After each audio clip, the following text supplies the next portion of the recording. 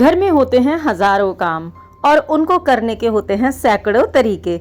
तो कुछ तो हम धीरे धीरे करते करते सीखते हैं और कुछ हमें पता चल जाते हैं तो हमारे काम आसान हो जाते हैं। तो आज मैं आप सबके साथ में शेयर कर रही हूँ कुछ ऐसे ही टिप्स या ट्रिक्स या हैक आप उनको बोल सकते हैं, जिनके द्वारा आपके रोज़ के काम और स्पेशली किचन और घर के काम थोड़े आसान भी होंगे, थोड़े पैसे भी बचेंगे, थोड़ा समय भी बचेगा और आपको एक नया तरीका भी पता चलेगा।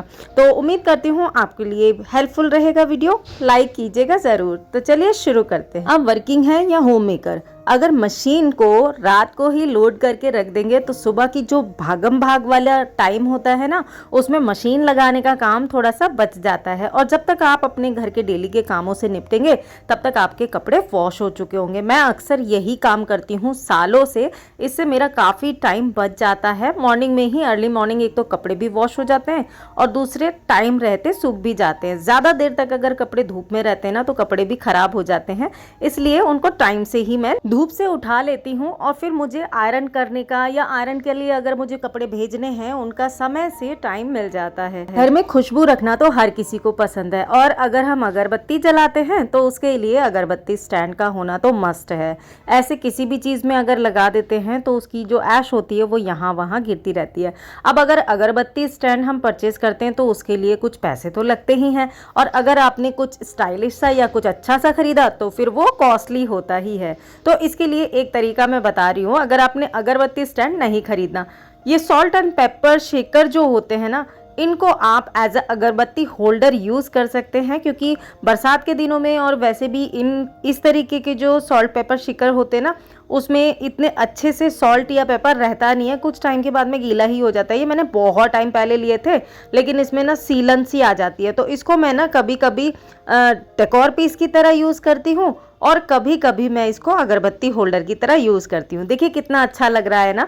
लेकिन यहाँ पे कहना मैं ये चाह रही हूँ कि आप किसी भी चीज़ के मल्टीपल यूज़ करके अपना पर्पस और पैसे दोनों बचा सकते हैं। अब कई बारी क्या होता है, हमारे पास 2 बर्नर या 3 बर्नर कुकटॉप होता है और उस पर कई बारी हमें जल्दी जल्दी में कुकिंग करनी होती है, तो गैस चूल्हा खाली ना होने की वजह से हमारा एक्स्ट्रा टाइम कंज्यूम होता है। तो उसके लिए ना इंडक्शन कुकटॉप या फिर इस तरीके की मल्टीपल केटल वगैरह जो होनी बहुत ज़रूरी है। इसको ना आप जैसे कि आपके घर में गैस नहीं है या आपके बच्चे हॉस्टल वगैरह में हैं तभी भी यूज़ कर सकते हैं और इतने ज़्यादा मल्टीपल यूज़ है इसका। मुझे तो बहुत पसंद आई ये केटल, मैंने काफ़ी टाइम पहले ली थी, इसको नॉन स्टॉप यूज़ कर रही हूँ बहुत लंबे टाइम से, इसलिए सोचा आज आपके साथ में शेयर करूँ। मैंने अगारो से ली थी, अगारो रीजेंसी की मल्टी कुक केटल है with steamer, double layer body है इसकी, 1.2 लीटर की है। साथ मिलता है 360 डिग्री पावर बेस, एक मिलता है ट्रांसपेरेंट ग्लास लिड, इसके अलावा एक ये वेसल है यानी कि केटल है जो कि काफ़ी वाइड माउथ की है, और ये है कार्ड, वारंटी कार्ड और मैनुअल। ये है एग ट्रे यानी कि एग बॉईल करना है तो इसके अंदर कर सकते हैं। एक ये स्टैंड है और एक बर्तन है।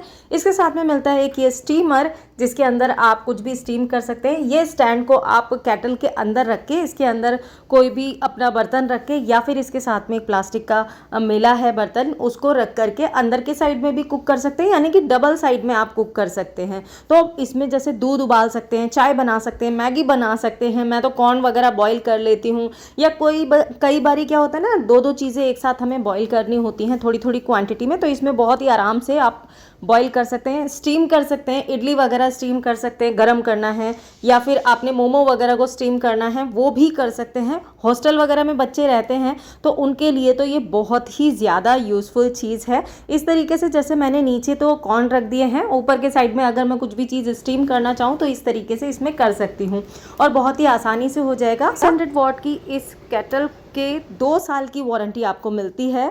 इसमें मिलती है आपको वेरिएबल टेम्परेचर सेटिंग और मुझे तो ये बहुत ही ज़्यादा अच्छी लगी। इसको वॉश करना भी बहुत आसान है। मैं तो क्या करती हूँ, इसको डायरेक्ट इसी तरीके से सोप वाटर से वॉश कर देती हूँ, लेकिन हाँ इसके नीचे जो वेंट है ना जिसमें लाइट का सिस्टम है उसके अंदर पानी नहीं जाना चाहिए, बस इसी तरीके का ध्यान रखना है। और फिर वॉश करने के बाद में सूखे कपड़े से ड्राई कर देती हूँ। तो अगर आप भी लेना चाहें अपने लिए, घर के लिए, बच्चों के लिए, तो इसका लिंक मैं नीचे ऐड कर दूंगी, आप चेक कर लीजिए। किचन में इस तरीके के छोटे छोटे स्मार्ट गैजेट होना बहुत ज़रूरी है। ये हमारा टाइम तो बचाते ही हैं, काम को बहुत ही एफिशिएंसी के साथ में करते हैं। अच्छा, हम में से काफ़ी सारे लोग ना घर में छेना बनाते हैं, यानी कि घर में पनीर बनाते हैं और पनीर बनाने के बाद में ना उसमें थोड़ा सा पानी तो बचता ही है, तो उस पानी का आप क्या करते हैं मुझे बताइएगा। मैं बहुत तरीके से यूज़ करती हूँ, खाने में तो आप उसको यूज़ कर ही सकते हैं, आटा भी गूंथ सकते हैं।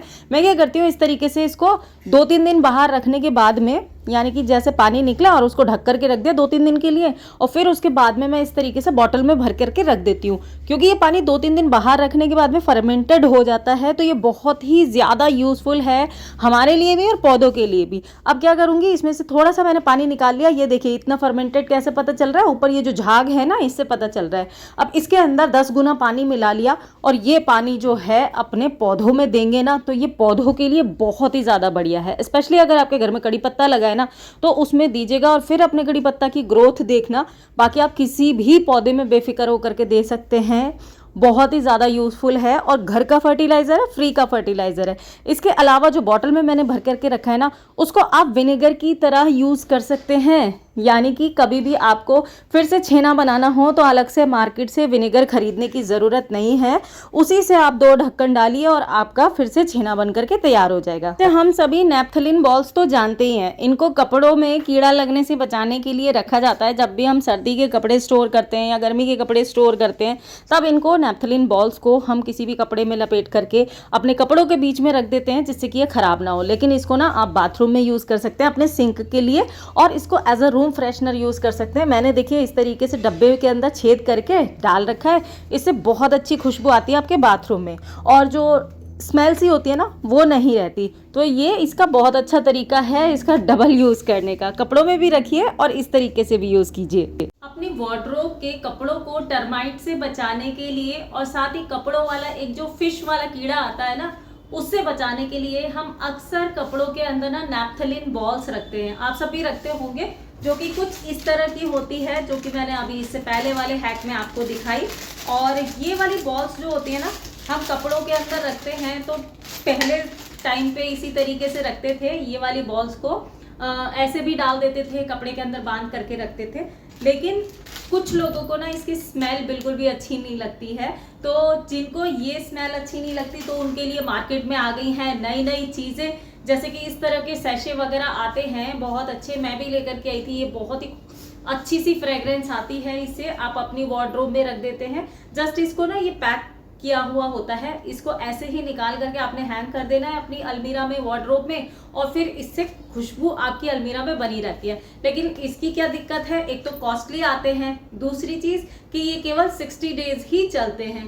तो अगर आप इतना खर्चा इसके लिए नहीं करना चाहते हैं, लेकिन अपने कपड़ों में खुशबू भी चाहते हैं और टर्माइट और इन चीजों से भी बचाना चाहते हैं, फिश वाले कीड़े से भी बचाना चाहते हैं, तो एक सिंपल भीमसेनी कपूर को तो आप सभी जानते हैं। भीमसेनी कपूर लेना है और लेना है इस तरीके के कुछ पेपर नैपकिन और थोड़े से टुकड़े ले लीजिए। इसकी पहचान ये है कि असली कपूर है। अगर आप इसको ना थोड़ी देर के लिए बाहर रखेंगे, मतलब 1-2 दिन बाहर रखेंगे ना, तो ये धीरे धीरे करके कम होने लगता है, यानी कि ये हवा के साथ में उड़ने लगता है, इसलिए इसकी पहचान है। अगर ये उड़ने लगता है ना, तो ये असली है। इनकी हम बना लेंगे पोटलियाँ, कुछ रबर बैंड से सिक्योर कर देंगे और उसको अपनी अलमीरा में रखेंगे, तो ये आपको टर्माइट वगैरह से भी आपके कपड़े बचाता है, फिश वाला कीड़ा जो होता है उससे भी बचाता है, और वार्डरोब में ना एक बहुत ही अच्छी सी खुशबू बनी रहती है। अच्छा देखिए, कभी भी घर को अगर हमें कम बजट में सजाना होता है ना, तो सबसे पहला दिमाग में आता है कि कुछ बना लेते हैं घर पर ही। जैसे कि मैंने ये एक मिरर बनाया था, बहुत सारे DIY किए हैं, आप मेरे DIY वाली प्लेलिस्ट पर चेक कर सकते हैं। DIY में दिक्कत ये होती है कि किसी को पसंद नहीं होता बनाना, कोई बना नहीं पाता, किसी के पास टाइम नहीं है, और अगर मार्केट से इस तरीके के डेकोर खरीदते हैं तो वो सस्ते ही मिल जाए, जरूरी नहीं है। तो सबसे बढ़िया तरीका है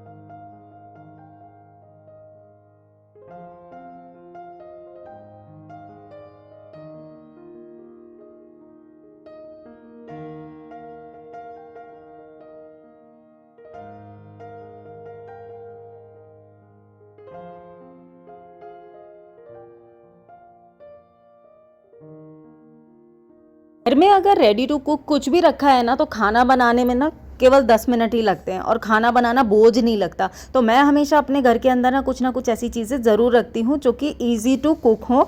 अब जैसे कि ये बैटर बना करके रख रही हूँ, इसके लिए मैंने लिया 1 कप के करीबन पोहा, उसके अंदर 2 चम्मच डाला है मैंने मेथी दाना पीला वाला, और 4 कप मैंने लिया है चावल मोटा वाला, और उसमें 2 कप डाली है मैंने उड़द की दाल। इन सभी चीज़ों को मैंने अलग अलग भिगोया था 8 घंटे के लिए, और भिगोने के बाद में मैंने 8 घंटे के बाद में इनको अलग अलग ही पीस लिया। अब इनको पीसने के बाद में थोड़ा सा पानी की कमी थी तो मैंने थोड़ा सा पानी डाल दिया। अब इसके अंदर डाल रही हूँ नमक डालने के बाद में सब चीज़ों को अच्छे से मिक्स करके रख दूंगी, और इसको 8 से 10 घंटे के लिए मैं ढक करके रख दूंगी गर्म जगह पर। 8 से 10 घंटे के बाद में देखते हैं तो हमारा एक बहुत ही खूबसूरत से तरीके से फर्मेंटेड हमें एक बैटर मिलता है। ये वाला बैटर देखिए अभी फूल करके डबल हो जाएगा।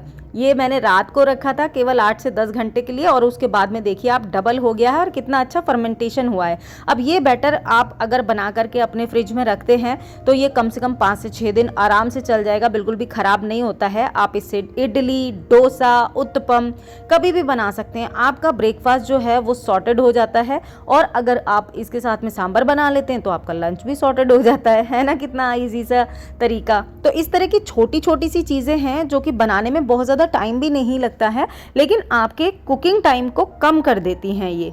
दोस्तों उम्मीद करती हूँ आज के आइडियाज में या आज के टिप्स और ट्रिक्स या हैक्स जो भी आप इनको बोले, उनमें आपको कुछ ना कुछ यूजफुल चीजें जरूर मिली होंगी। अगर कुछ भी पसंद आया है, किसी भी टिप्स या हैक से आप रिलेट करते हैं, तो इस वीडियो को लाइक जरूर कीजिएगा।